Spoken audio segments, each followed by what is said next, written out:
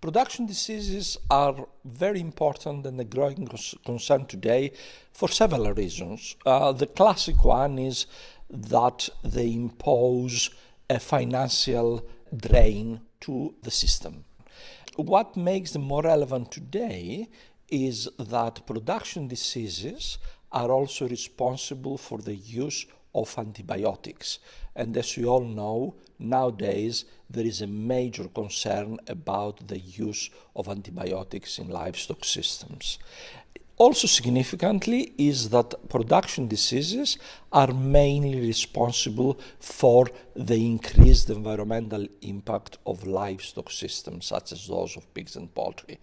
If you reduce the efficiency by which the animals utilize the food, the environmental impact of a system will increase. So it is effectively a triple whammy, if I can call it that. It is a financial implication, there is an implication on the use of medication, and there is an increased environmental impact.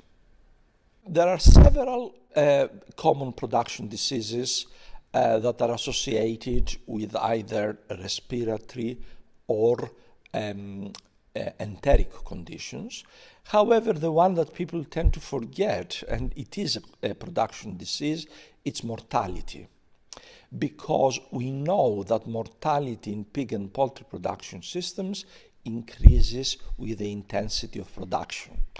In terms of other diseases that are classified as production diseases, the classical one in chickens are the footpad dermatitis, lameness in chickens, the coccidiosis, and the necrotic enteritis. Both these diseases are enteric diseases, and a number of respiratory conditions.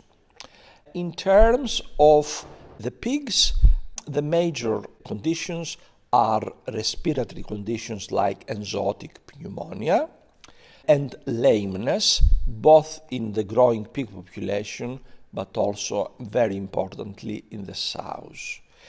Prohealth aimed to derive strategies of dealing with production diseases through the use of novel technologies, but importantly, Prohealth's remit was to assess the social acceptability and the economic consequences of these technologies. This was quite unusual because usually when you talk about control of diseases, we do not take into account societal implications. Prohealth has used a variety of avenues to translate